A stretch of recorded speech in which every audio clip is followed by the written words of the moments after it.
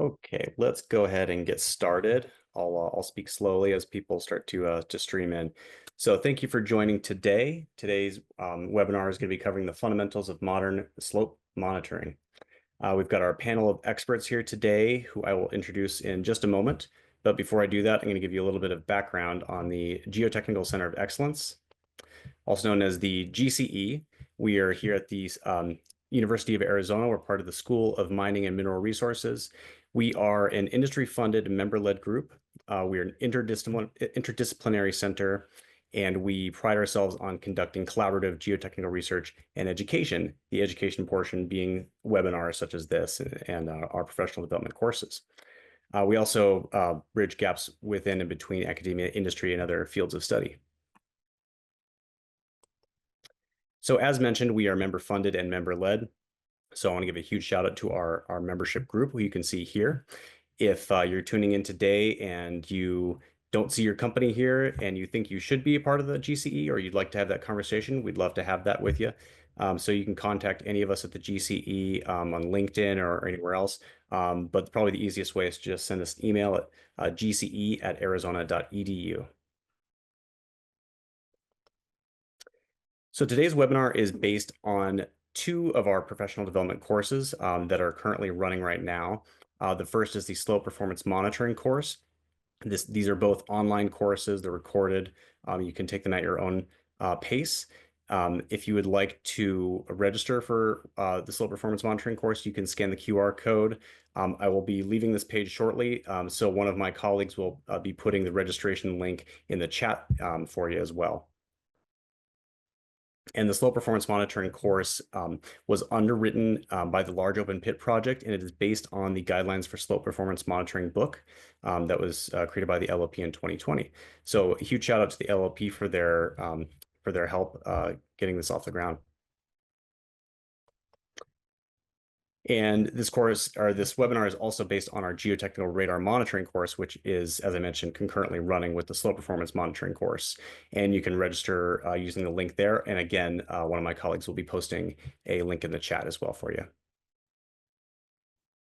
So before we get started, I would like to just have a couple introductions, starting with the GCE webinar team.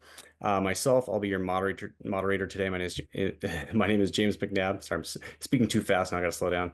I'm a senior research and development engineer here at the GCE. I'm joined with by our director, Julia Potter. Thanks for joining, Julia. Hi, James. Thanks. Thank you. And thanks to everybody for being here today. Looking forward to the discussion. I'm also joined by Cheryl Bukowski. She is our professional development program lead. Thank you, Cheryl. Thank you, James. Thanks for being here, everyone. And then Allison Brucey, she is our program coordinator. Thank you, Allison. Thank you, James. Thanks everyone for being here. All right, now I'm going to introduce our expert panel. Starting with John Layton. He's the Director of Operations for 3V Geomatics. He's also a presenter in the Geotechnical Radar Monitoring course. Hello, John. Thanks for joining. Hi, everyone from Vancouver. Next, we have Zip Zavodny. He is a senior geotechnical engineer with Zavodny LLC, and he is also a senior advisor to the GCE. Thank you, Zip, for joining. Hello, everybody. Looking forward to the discussions. Next, we have Dr. Jean Hutchinson. She's a professor of geological sciences and geological engineering at Queen's University. She's also a presenter in the slope performance monitoring course. Hello, Jean. Thanks for joining. Thanks very much. Thanks for having me. And hello, everyone. Greetings from Kingston, Ontario, Canada.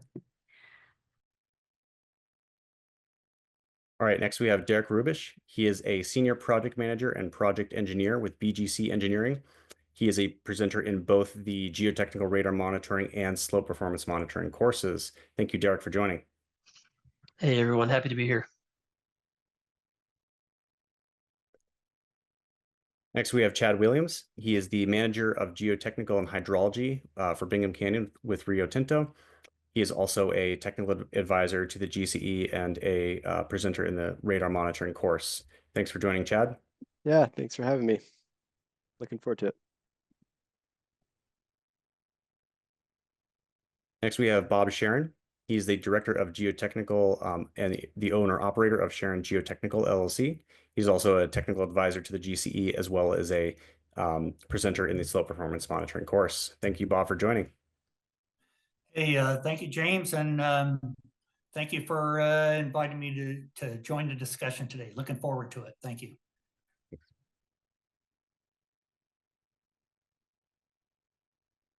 All right. We also have Greg Abrams. I don't know if he'll be joining today, but I wanted to introduce him just in case he was able to join later.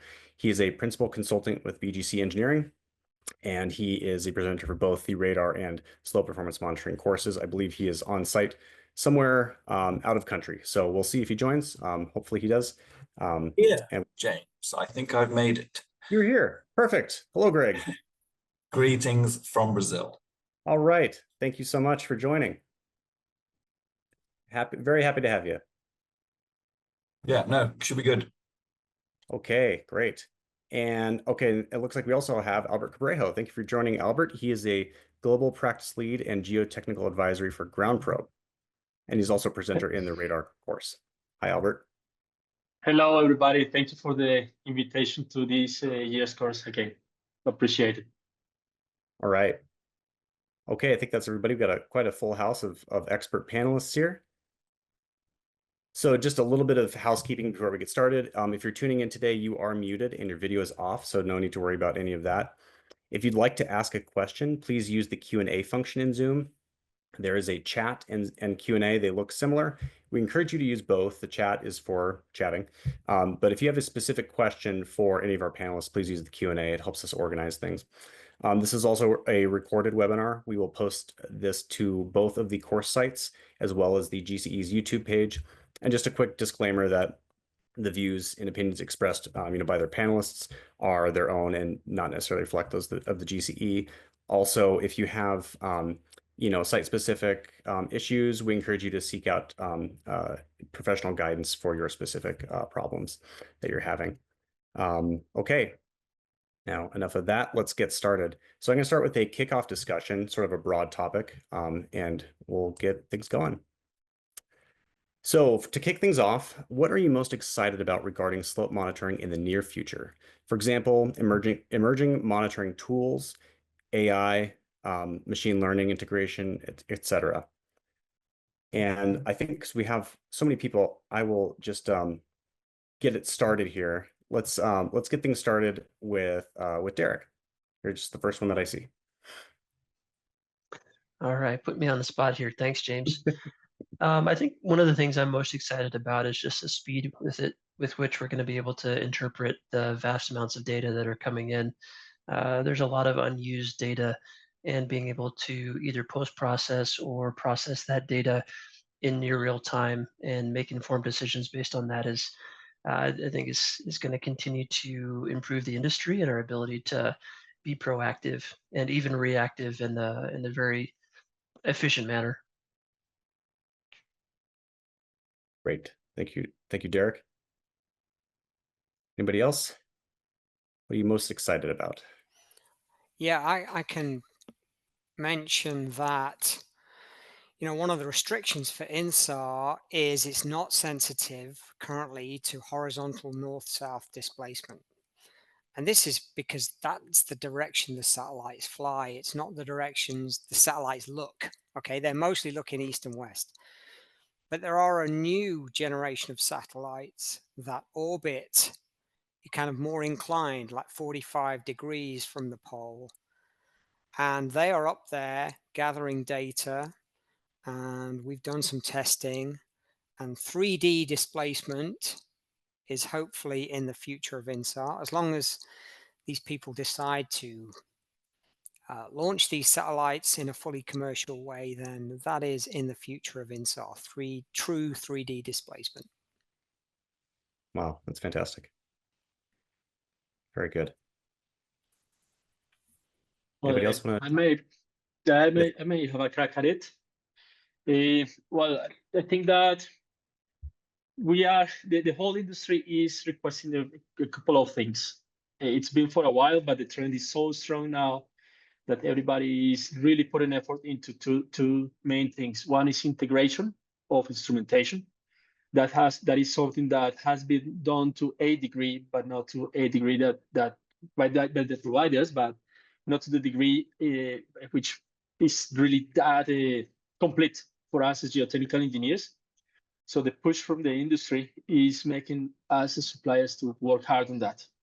And along with that integration will come additional work on development of algorithms to help process the data, help analyzing, help clearing noise, automatic detection of incorrect data points, incorrect readings, and try to clear out the rubbish and provide the end user with more clear data.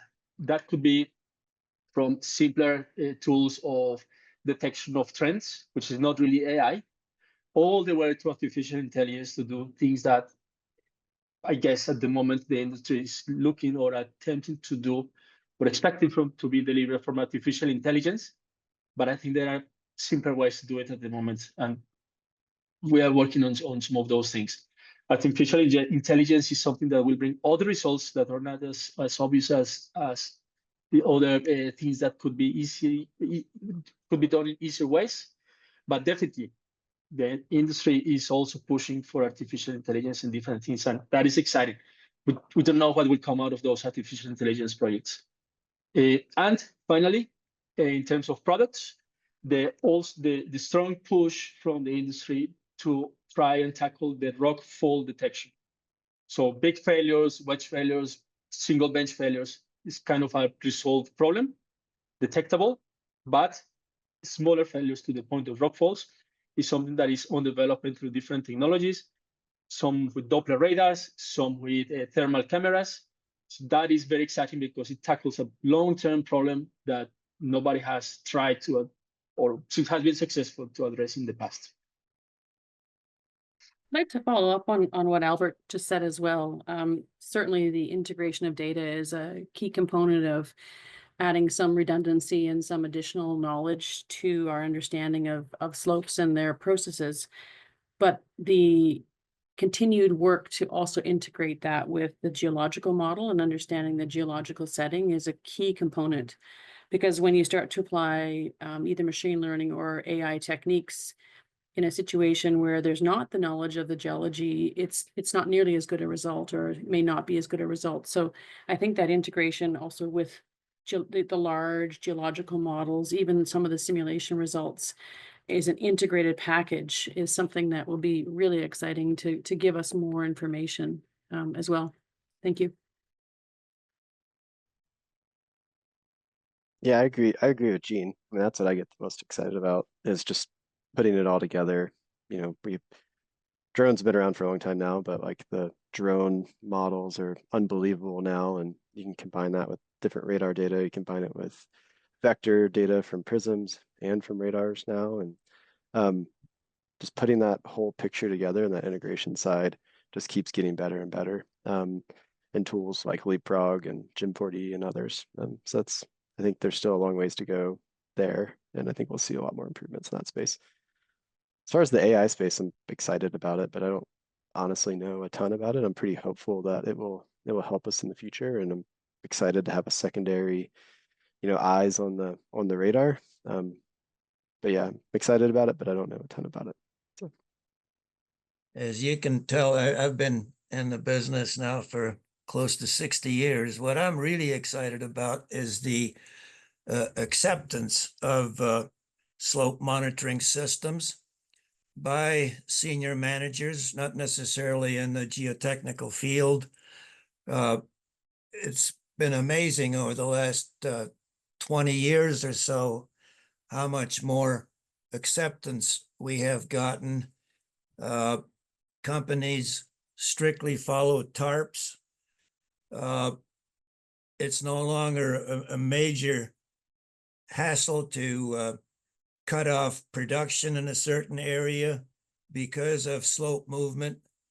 We have come a really long way on acceptance of the monitoring systems. And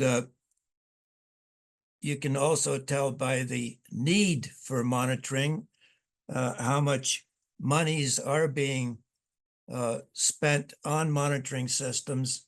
These are all major developments in my lifetime, and I think they're just going to keep improving with time. Yeah, I'd like to add to what to some of Zip's and Chad's comments. In particular, I'm really kind of excited about what's happening with data integration and utilization of artificial intelligence and machine learning. So I think that it's an area of huge interest to me, but I'm very much a learner in this area. So these days, I'm in the consulting business, and I do a lot of geotechnical review board type stuff, geotechnical performance reviews. And one of the things I'm very keen to do with my own career, and I'm trying to catch up with Zip on the number of years that I've been doing this, but I just not getting there. But I'm up there between 40 and 50 years now. But I'm very keen in the type of work that I'm doing nowadays is to talk to the young people who are now, you know, the men and women on the Hill doing the actual work, and what are their observations about the utilization of data integration and using AI and ML to solve problems and make important decisions. So one of those is like Zip mentioned, is that how much information does the geotechnical engineer, the slope engineer, need to make a decision whether to shut down a section of the operation? You know, particularly active sections where the slope stability is problematic, and people are potentially moving from an area where they believe that they can manage the risk into an area where maybe things are getting a little bit dangerous. So the engineer needs to make a decision to shut that part of the operation down. I'm keen to talk to people about how much better data integration and utilization of AI can be to making important decisions like this, and how reliable are those decisions that we make. You know, when I started doing this kind of work, we didn't have radar to monitor slopes, but we did believe that we could use, use prism vectors, long-term, how do you say it? Long-term use of the data that we did have, say 30 to 40 years ago, to make decisions, to try to predict what was going to happen with a slope. And we thought that we were pretty good at it. But the tools today that we can use to make these kinds of decisions are amazing to me. I think that, using radar along with prisms and all the other tools that we have now, INSAR and so forth, to help us make a decision, because we have lots of data that we can put together that helps us to sort out the real data from what may be false data or a false indicator, like a change in weather or so forth, that's affecting our electronic data. That we can do it so much better because we're getting data from different sources, and the more quickly that we can put all of this information together to make decisions, reliable decisions, are exceptionally good nowadays. So I'm keen to talk to the young people out there about what are they doing and how are they using AI and ML to make decisions in the field and on the go. So thank you very much, guys, for making some really great comments. I agree with everything that we've heard in the discussion so far. Good stuff. All right. Fantastic kickoff discussion, I must say. I think in the interest of time, we'll move on to our first actual question here. And actually, I think I'd like to piggyback off that theme of AI, and I think this is a really good question here. It'll allow me to get to it. Here we go. Can AI integration into slope monitoring systems be trusted when it comes to something so critical to safety? I think this is something that a lot of people tend to worry about. You know, AI is kind of pervasive now in our culture, and sometimes it's not used for good. Often it's not, and so I think people are a bit apprehensive. So what do we all think about this? Okay, I have a couple of comments, if I may. I think that the world on social media is doing a lot of artificial intelligence work. That doesn't mean, in my opinion, and others around, doesn't mean that is at the point in which we are going to inject geological models, geotechnical models, laboratory results, radar monitoring data and prisms, and it will give us all the correct answers. I think that there's the industry, consultants, universities, providers, operators need to walk the path, and it will take a long time. Just to develop artificial intelligence to the point to detect a cat in a photograph is something that took 17 years. Google, not Grandpa, not smaller companies like Google, 17 years to Google people. So imagine, and that's just a cat. Now imagine trying to get answers automatically reliable, trustable for critical monitoring to save the life of people. That will take a while. So we need to walk the path. We need to do all the work, investigate, and start coming up with simpler tools that eventually may end up being converted into artificial intelligence. That would use those tools, integrate data, process them through these tools that we built for a number of years. And later on, computers will process data through those tools that we build now, looking forward for artificial intelligence. And maybe at that point in time, we will get good answers. Automatic detection of progressive trends to failure is something that we did at Gunpro. Artificial intelligence is an overkill to detect a trend. It's just a detection of a trend, progressive. It's just we all did it at high school. That's something that doesn't require artificial intelligence to detect a trend. Artificial intelligence to clean data, to clean noise, maybe, yeah. But there are simpler tools of crossing data between deformation, coherence, amplitude, even GPS is on trucks. Not to the point of artificial intelligence. We know the process to do those answers. Our brains can process that. We do it every day when we validate data. We don't need a supercomputer to process that. So I think it's going to take time. It's not at the point in which, through artificial intelligence, we can rely the lives of people at the moment. It will still need the brains of humans to work on that for a good number of years. Other tools, yes, artificial intelligence is far more than detection of trends or clean detection of noise, in my opinion. I agree with Albert. Following on again after Albert, I think the distinction in how we can. So just a Sorry, am I okay to keep going? Oh yeah. Did we lose somebody? I'm not sure. I heard another voice, so sorry about that. So I think there's two things with AI. One is absolutely it will take time before it can be trusted, and I think what we need to think about is whether we're working with data that requires an observation of something we can see, a visual change, or whether it's a geometric or space-based change. So if it's a sort of geospatial change versus a visual change, there are quite different paths forward with AI. And as Albert mentioned, the recognition of a cat or all the other things that have been done, that's all based on kind of pixels and visual observations. And so some of the techniques we've seen for detecting, say, rockfalls with visual detection of change, I think those are coming along quite well. Not yet to this point.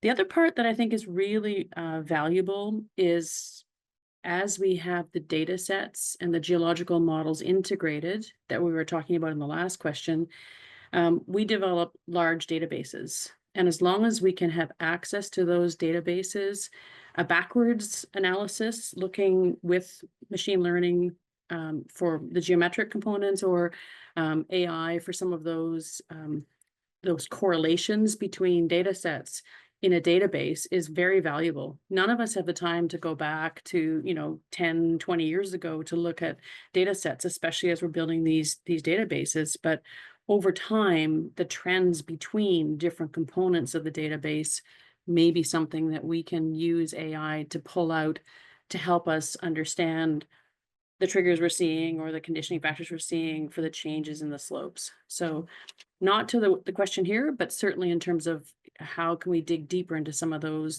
data sets. Thanks. Yeah, I think that's very well said, Jean. I think the key input from AI will be to help the individual geotech engineer get a better grasp of the situation, but he or she is going to have to make the ultimate decision. So I think that would be the real benefit of AI, is that it would give you data and experiences from elsewhere, et cetera. But you are going to have to make the ultimate decision on what to do with the data.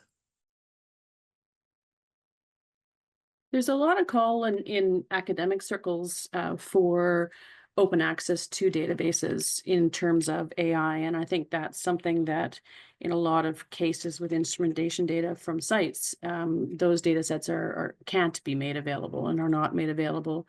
So that's one of the areas where I think we may have some challenges over time as well, is there are some terrific data sets, but to advance the research around AI, access to those data sets is fairly important.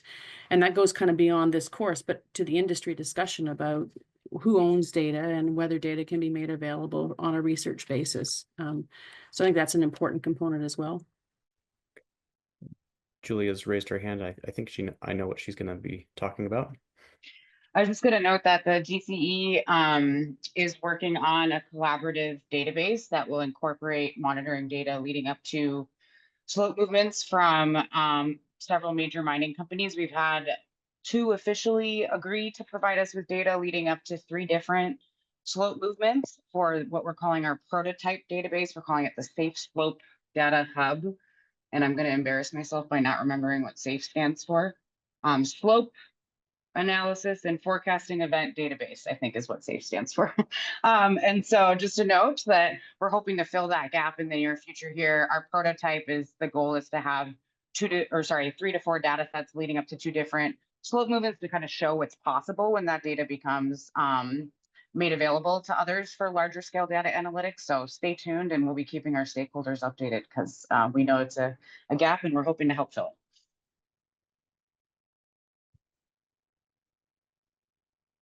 All right, great. Thank you, everybody. Thanks for that question. Let's move on to the next question. This one's a little bit more technical.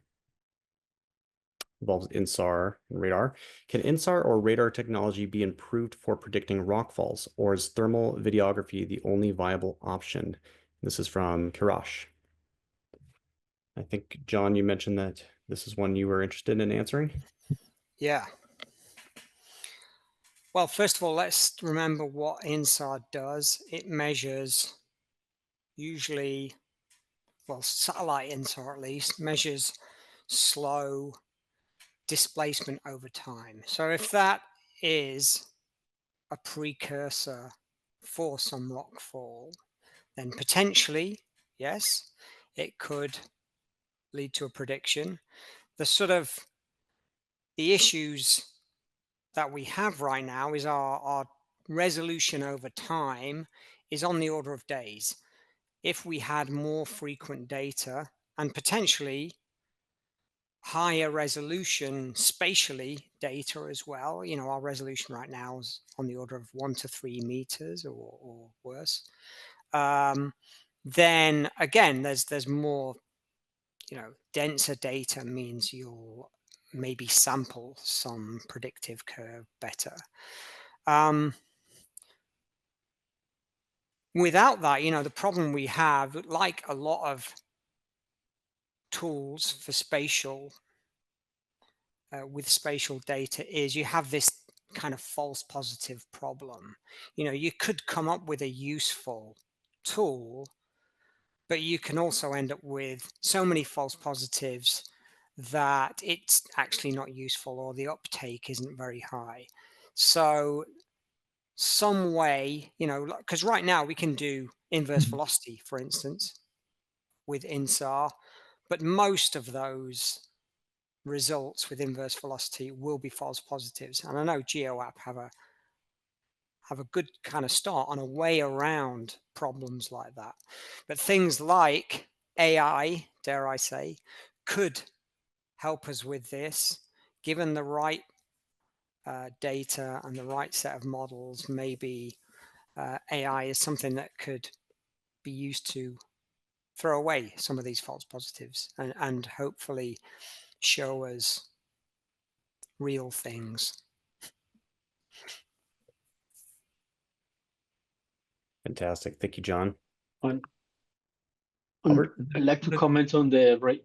So sorry, Sid, you go first. Go ahead, Albert. Thank you, Sid. Okay, on radars, rockfalls to radars, the challenge is in that rockfalls are small. So if you want to detect smaller things, you need bigger antennas. So the idea of having radars that move around, that can be deployed in different phases, is incompatible with a large antenna, big enough to detect a 30 centimeters rockfall at 1, 2, 3 kilometers distance. So that becomes just incompatible, the resolution. If you had unlimited resources, military resources, to put a big billboard panel on a mine site full of MIMO antennas, for example, that should signal every couple of seconds to the other side of the mine. And by billboard, I mean something of 10 meters, 50 meters width, 6 meters height, as the billboards on the road. Then maybe you get the resolution, but you can't move that thing.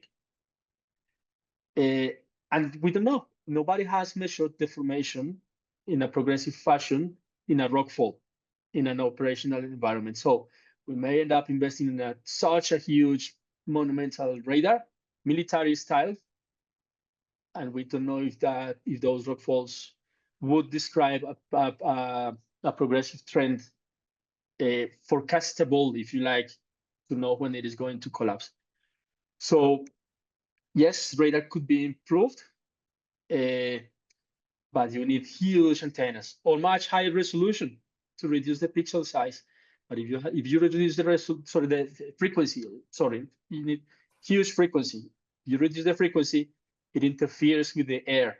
So you will know the signal at some point will not get to the other side of the pit in certain weather conditions. And sometimes lasers cannot reach the other side of the pit, while radars can. So yeah, could be, but it seems like incompatible with the reality of a mine site. And if you deploy one of those big billboard radars, 15 by 6 meters, it is going to be hit by a fly rock eventually. So I think that the answer is more on other technologies, different than radar technology, with more resolution, which comes with other limitations. But I think that is maybe not lying in the radar technology to the point that we as Geotech would like to see.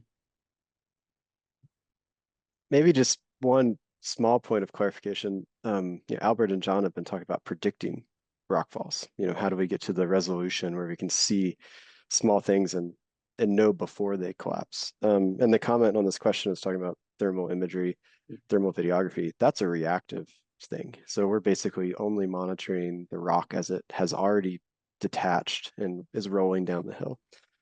And there are other options for reactive type monitoring of rockfall. There's been lots of work on Doppler radar. Doppler radar can see rockfalls, and I think there's just a lot of work going into reducing some of the false positives, because Doppler radar can see a lot of other things too in the pit. And the same with thermal videography. It's not commercialized yet. There's still a lot of work there before that's a commercial option to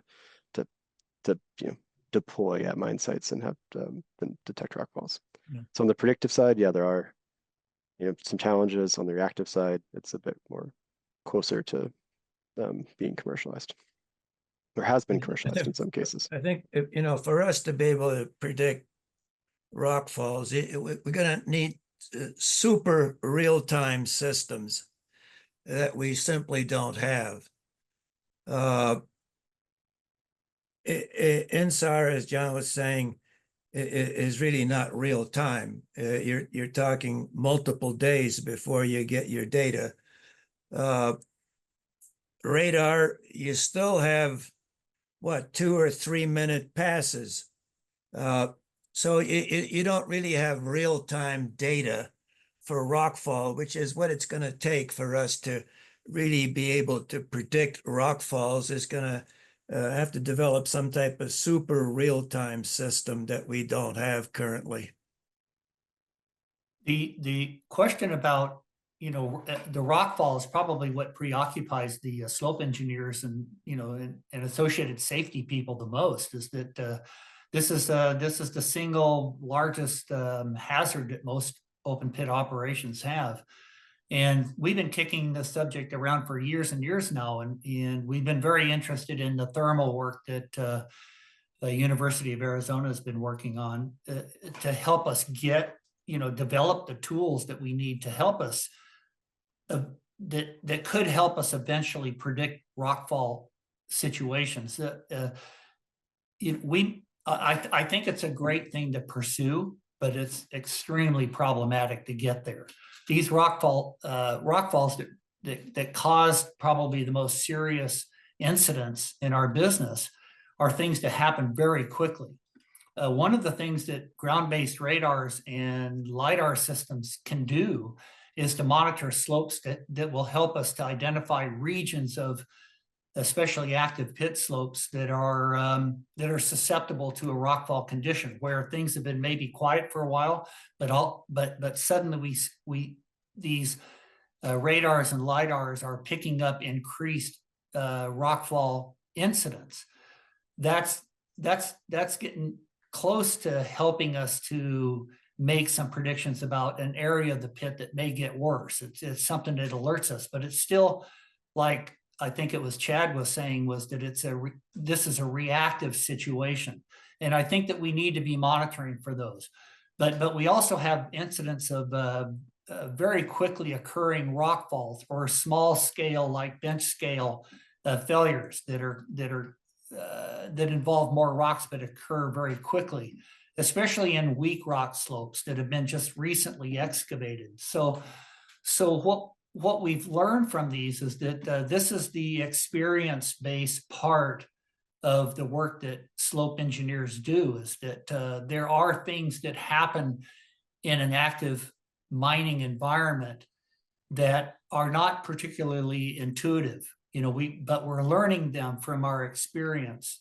And there are situations out there where even the mine operators, especially like shovel operators and dozers that are pushing muck to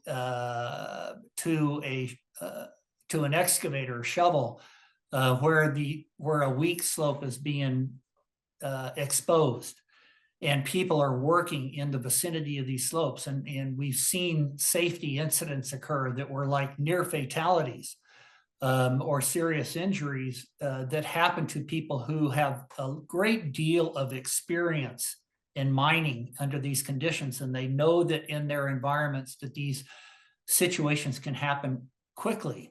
And we talk to mine operators who really know what they're doing, and they still get caught up in a rockfall or a bench scale instability that occurs so quickly that they can't get out of the way in time. And then we have these near misses. And it's a very problematic condition for us. It's difficult to assess on the fly that we are developing a serious, risky situation, and being aware that these kind of things that can happen are usually experience based, and we need to keep an eye on them. So visual observation is still one of the most important tools that we have for helping us to maybe not particularly predict a rockfall, but to have a high degree of awareness that something could happen very quickly, and to be thinking about it and to have an escape route in mind, or a way to get out of the way of trouble when it occurs quickly. Anyway, we talk about this for all the time in our business. It's probably the most important safety issue that we have with excavating slopes.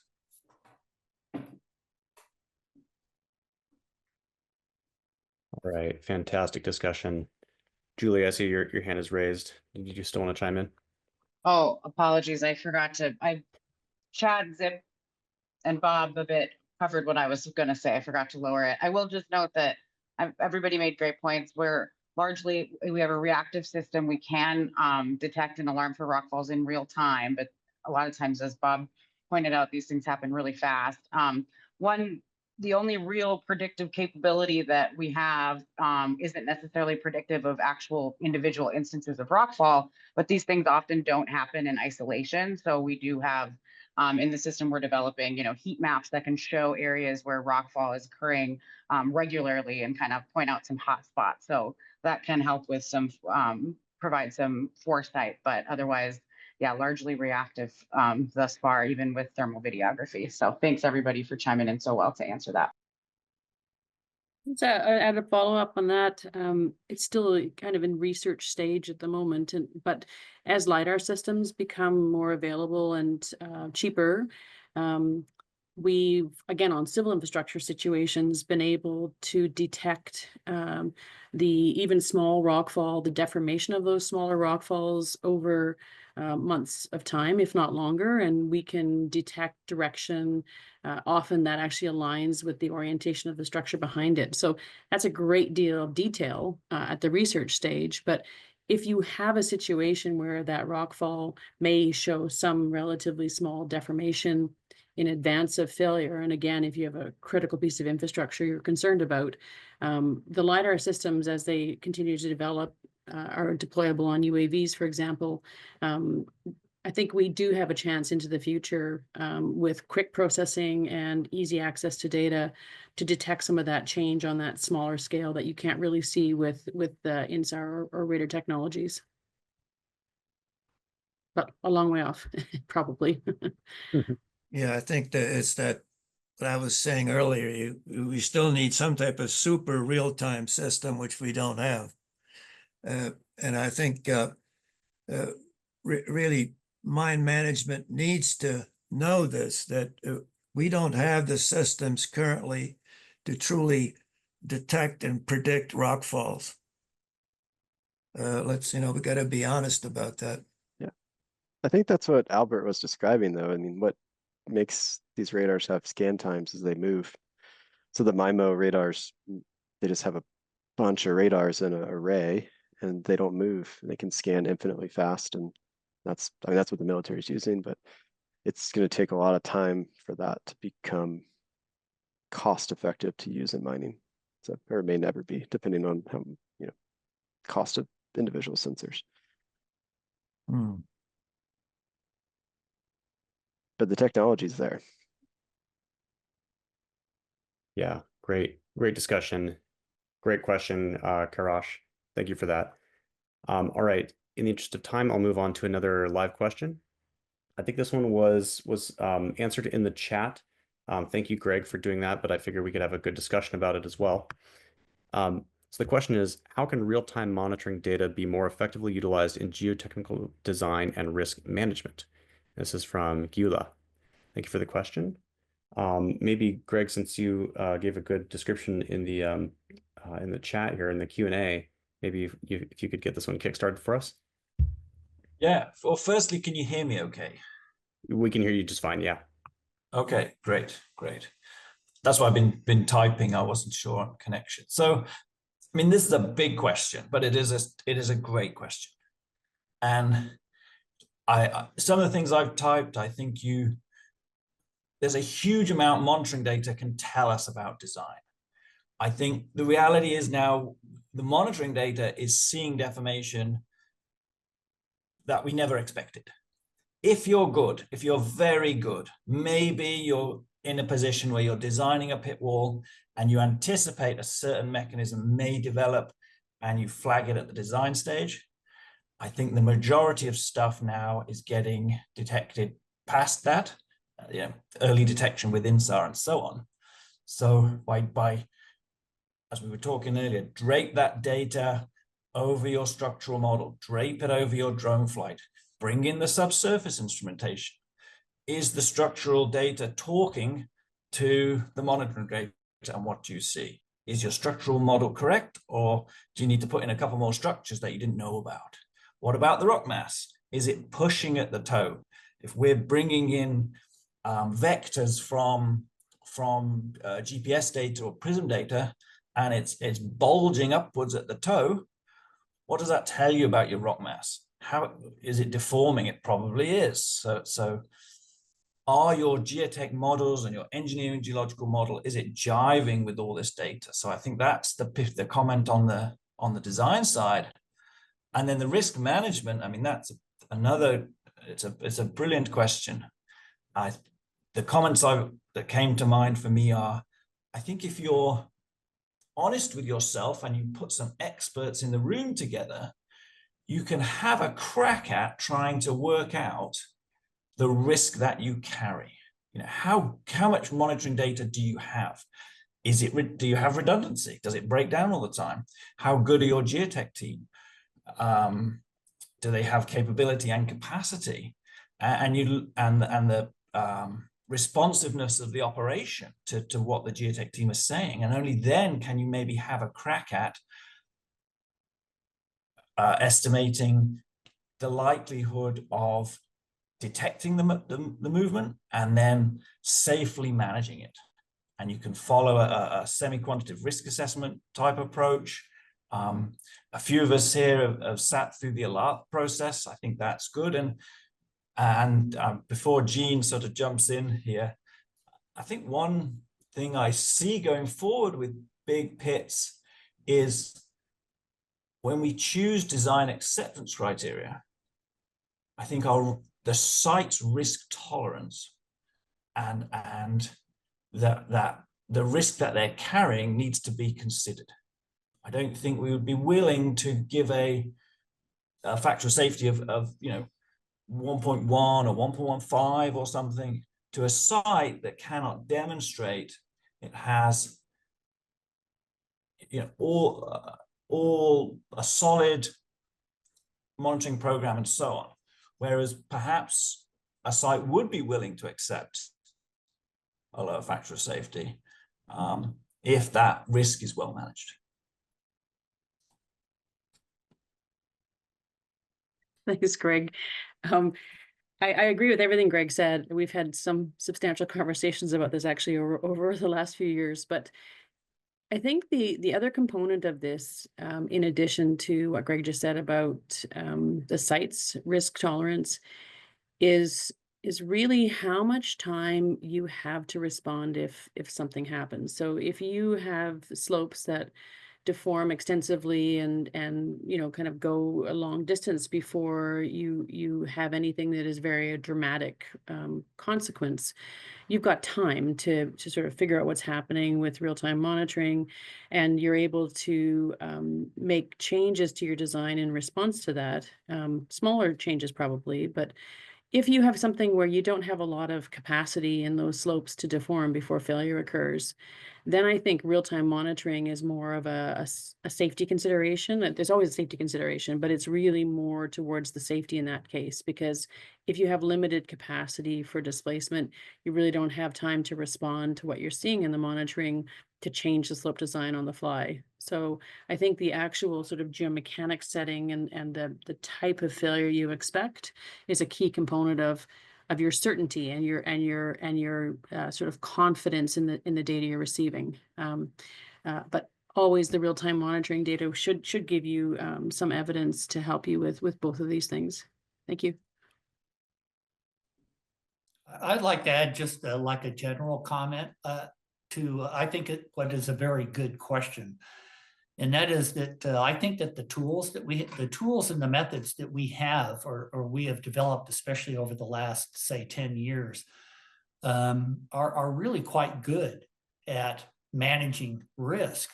is that the we can use real time. If using real time monitoring to help us make decisions is something that's really been advanced a lot by the data integrators. And so you're bringing all of this real time data into in front of the slope engineer, and with good data visualization, he can see the trends. He or she can see the trends and what is happening, and so we have that ability to make really rapid decisions if the data quality is good, and that we're getting the data, graphed out, that we're seeing the trend lines in real time, and then we combine making decisions with a very effective TARP, and these TARPs are very site specific. And they can be very effective, but I've seen a lot of TARPs or trigger action response plans that are just not very well put together. They don't really fit the site conditions very well, and they don't really get the job done. So we need to be careful about the methodology that we use to make decisions, and that's what TARPs help us to do. The ultimate decisions are made by expert people looking at data so that we can make real-time decisions that make sense. One way for the operation to really evaluate the effectiveness of data utilization and our TARPs is to actually test them, to have create situations where the engineers, the slope engineer, geologists, the stakeholders in this thing get together with the safety and health guys and run trials where you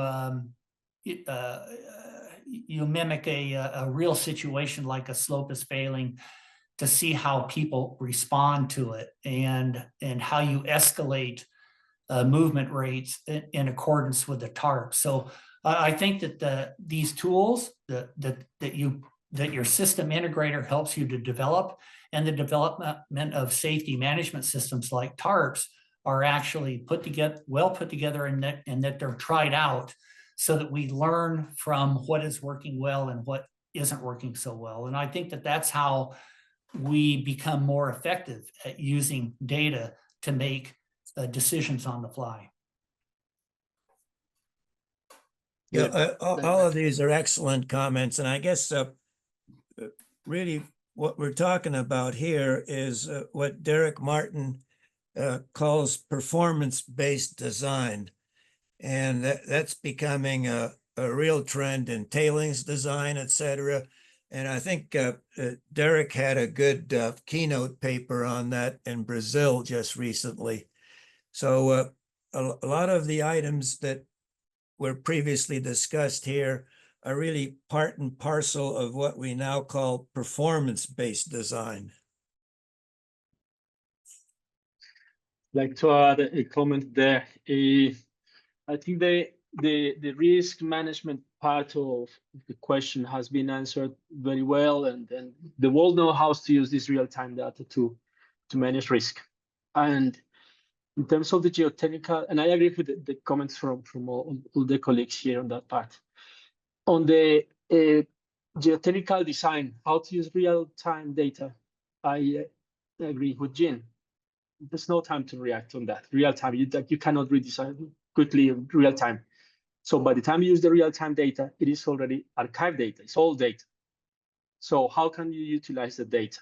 If, for example, you are excavating your pit, and today you hit a structure, that given the structure expressed some deformation, you measure that with any sort of instrumentation you have, and it collapsed or didn't collapse, performance in the predictions from the numerical models, or deform more or deform less. That is information that is measured now in real time, that could be stored, so that 1 year, 2 years, 5 years, 10 years down the line, when you hit that type of rock type, that lithology, down in the pit later, many years later, and you hit the same type of rock, Then you have samples of how that rock behaved. Did it collapse at that angle? Did it not collapse? Did they collapse under the water conditions that are similar 10 years ago and now? So that is where machine learning and artificial intelligence could help. So if you input the geology, the geology models, the geotechnical domains into systems, and if that is correlated to real-time data now, computers could tell you in future, you will hit that structure again, according to your mine plan, you will hit that structure again in 5 years. And this is what happened. This is how it behaved. These are the results from 5 years ago from your radars or from your prisms. And it collapsed or did it collapse? So if you can forecast that hitting of structures where you already have readings on how did it behave at certain slope angles or bench angle, for example, then maybe proactively you can redesign the pit for that in 5 years, if the bench now in today collapse at 70 degrees bench angle, well, maybe in 5 years you have to put it or build it at 60 degrees to prevent a collapse. And that is something that could be aided or helped by machine learning and artificial intelligence to present you those facts from the past and when you may hit similar conditions in future. That's where I think real-time monitoring data could help you in opportunely redesign your pit so that it doesn't get you again by surprise with another failure at the bottom of the pit, threatening the ability to continue mining. Maybe it's one of those failures that stop the mine. Too expensive to redesign at the bottom of the pit. So that's how I see geotechnical design could use real-time monitoring data. Great, thank you, Albert. Derek, I see your hand is up. It looks like we're getting short on time. Maybe if you want to close it out. Yeah, I'll be really brief. I just wanted to kind of echo what Bob and Zip said about testing and some of the performance-based methods. One of the things that I would encourage folks to do is to utilize those methods, but also to kind of test preliminarily in a controlled or isolated manner. Oftentimes people get a little eager and they set up certain thresholds and tarps and then roll those out, and maybe they're not as dialed in as they could be, and so there's a lot of false alarms, and oftentimes it instills a sense of confusion, and people lose confidence in the system. So as you're developing and testing those, try and do that in a controlled, isolated manner before you do full rollouts. I think that's important in terms of your ability to really dial those in and understand how the system will actually react to those input variables that you're defining. That's all I had. Thanks. Great, thank you, Derek. And thank you, everybody. We're out of time. Sorry we couldn't get to all of your live questions. We had some really, really good ones. If you are in the geotechnical radar monitoring course or the slope performance monitoring course, I would encourage you to put your questions in their respective discussion boards, and we can field those to the experts. Before we close out officially, just a quick plug for our professional development program. Today we discussed as mentioned, the geotechnical radar monitoring course and the slope performance monitoring course. Right now, also the fundamentals of open pit slope design is also currently running. But in the near future, June 10th, we will be re-releasing our water and mine operations and slope stability, as well as our structural geology for geotechnical professionals courses. So if you'd like to sign up for that, you can send us an email, gce@arizona.edu. You can go to our website. I think one of my colleagues might be posting something in the chat as well right now. And also be on the lookout later in the year for our new course, Geotechnical Considerations for Blasting and Mining. So we're really excited about that one. Okay, we are at time. So thank you again to all of our panelists and participants. This was a great discussion. I really appreciate it. Thanks for all the questions and great discussion, panelists. Thanks so much, everybody. Great discussion. Thanks, everyone. Thanks for having us. Thank you, everybody. Yep. Okay. Bye, everybody. Cheers. Have a good one. Bye. Take care. Good session. Good to Bye. see you, Bob. Hey, good to see you too, Zip. All right, have a good one. Ski safe. Okay. Always watch out for trees. See you.